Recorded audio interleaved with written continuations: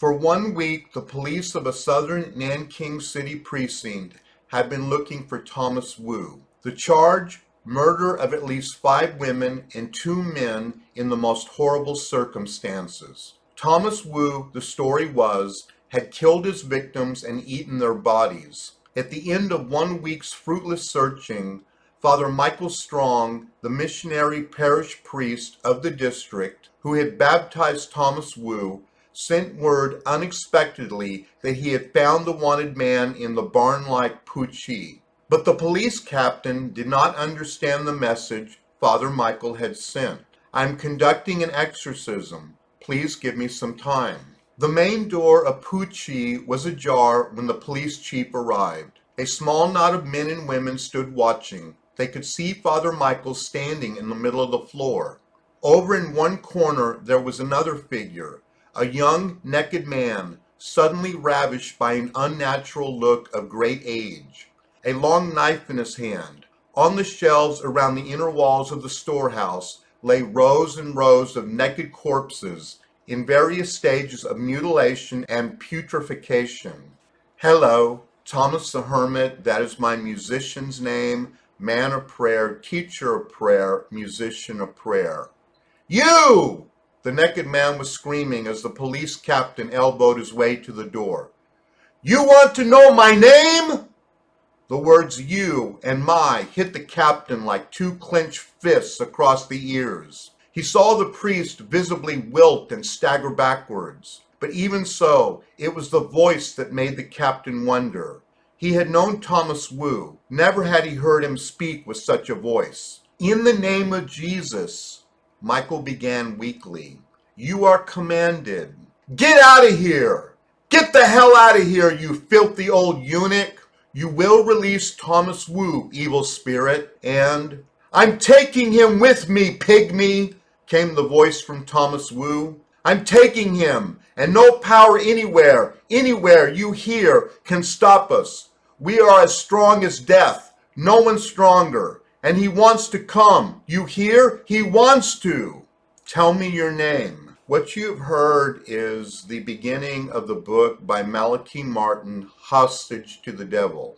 This is a very interesting story that he opens with. It is a true story because Malachi Martins actually interviewed the priest whom this had happened to. There are 5 other stories also in this book, and in each one, Malachi Martins delves deeply into the ins and outs of exorcism. No one there could say later how the fire started. An incendiary? A spark carried by the wind from burning Nanking? It was like a sudden, noisy ambush, sprung by a silent signal. In a flash, the fire had jumped up a living red weed. These stories reveal the evil of the demonic, written by Malachi Martins, and I take Malachi Martins very seriously. Malachi Martins left the Jesuit order because of the things that were happening within the Jesuit order.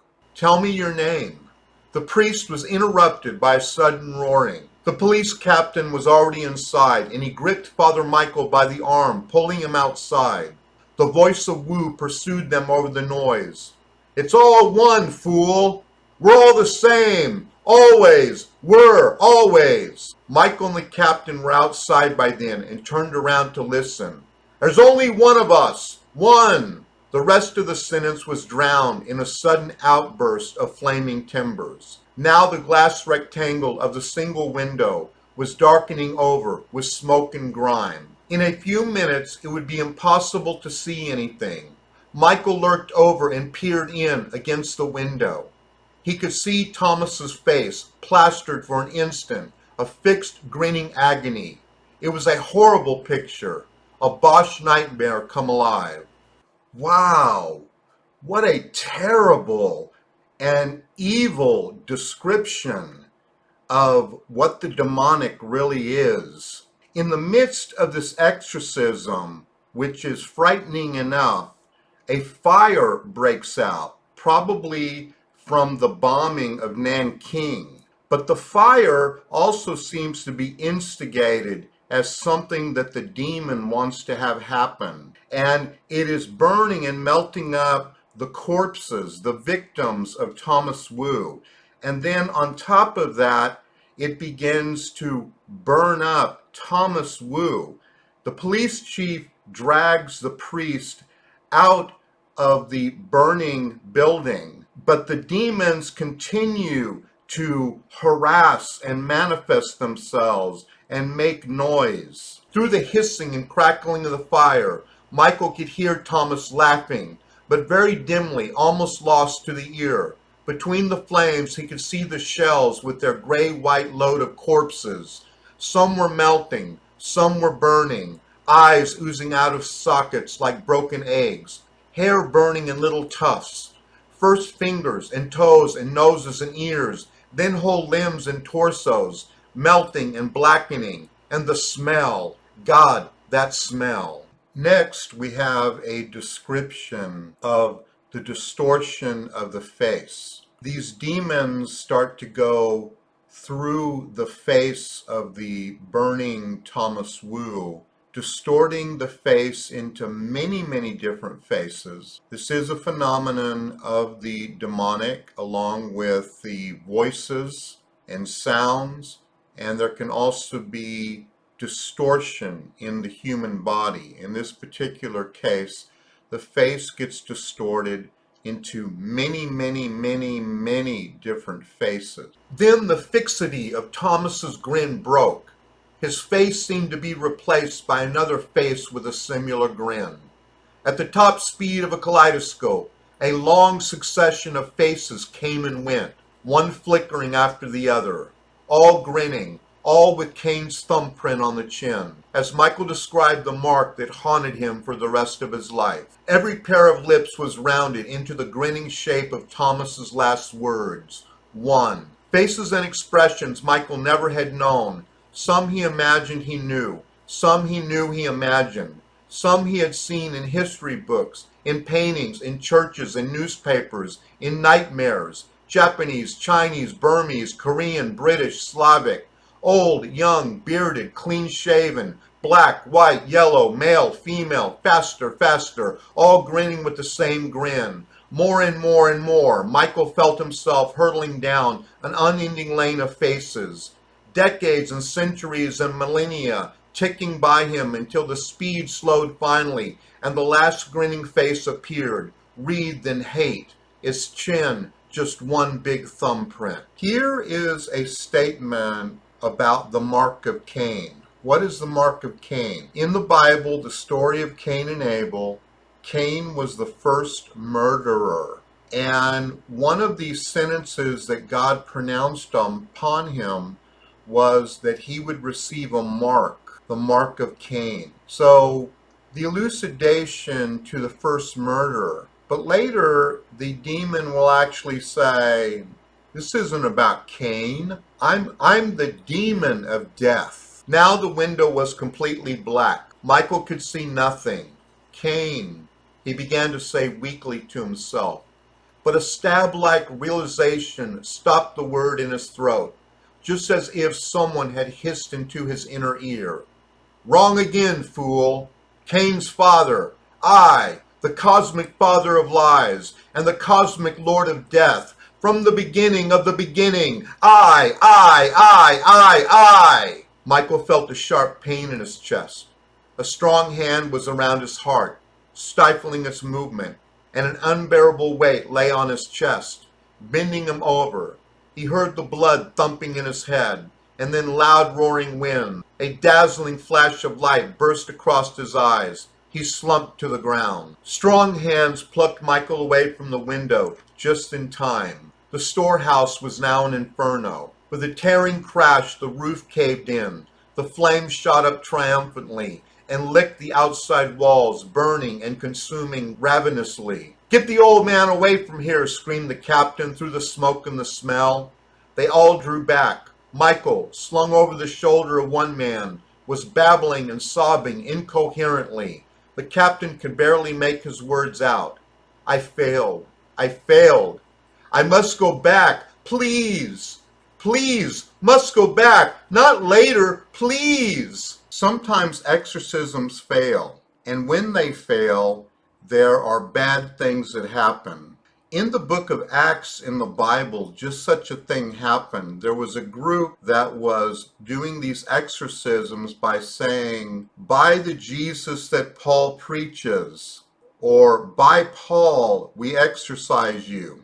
And the demon said, "I know who Paul is, and I know who Jesus is, but who are you?" Then the demon, through the possessed person, beat these people up. And throughout the history of exorcisms, when exorcisms have not been completed, there have been a problem. So the priest, Michael, in this story, is very, very much concerned about what is going to happen because he was unable to finish performing the exorcism. Before the fall of Nanking, he was smuggled out by the faithful police captain and a few parishioners. They made their way northwestward, barely escaping the tightening Japanese net. On December 14th, the Japanese High Command let loose 50,000 of their soldiers on the city, with orders to kill every living person. The city became a slaughterhouse. Whole groups of men and women were used for bayonet and machine gun practice. Others were burned alive or slowly cut to pieces. Rows of children were beheaded by samurai swinging officers, competing to see who could take off the most heads with one sweep of the sword. Women were raped by squads and killed. Fetuses were torn alive from wombs, carved up and fed to the dogs. All told, over 42,000 were murdered. Death enveloped Nanking as it had the entire Yangtze Delta. Animal and crops died and rotted in the fields. It was though the spirit that Michael had tangled with in the microcosm of Thomas Wu's grisly charnel house in the suburbs of Nanking, the cosmic lord of death, had been let loose over all the lands. Wow, what an incredible description. And tying the failed exorcism of John Wu with the rape of Nanking. Is that a possibility? The rape of Nanking was one of the most horrific war crimes that the Japanese committed. It is right up there with Nazi concentration camps and things like that. Could there have been a very powerful demonic influence in the rape of Nanking? Is it relatable to the failed exorcism of John Wu? The exorcism of John Wu happened, and the rape of Nanking happened. And there was a terrible demon of death and killing that had possessed John Wu. Or it was many, many demons of death and killing. I do not know if it is related. I don't think that we can prove it. What is your opinion? I think it is a great possibility. The rape of Nanking, like I said, was one of the most horrific war crimes that the Japanese army had committed in World War II. In any case, this is the beginning of the book Hostage to the Devil. In future installments of this, I'm going to talk about some of the cases that Malachi Martin lists in the Hostage to the Devil because they're relatable to the demonic occurrences that are happening within our culture. One of those is an actual priest. It was possessed. A priest who had fallen away from the priesthood and ended up creating some kind of a cult. And this is a very interesting, it's related to liberal theology, and it's related to kind of like the priests losing their sense of faith. So I will be in future videos talking about these other demons that Malachi Martin has shined a spotlight on, and maybe it can help us to understand a little bit more of what is happening in the times that we are in. This is Thomas the Hermit. Say a prayer for me. I am praying for you, and I will talk to you later.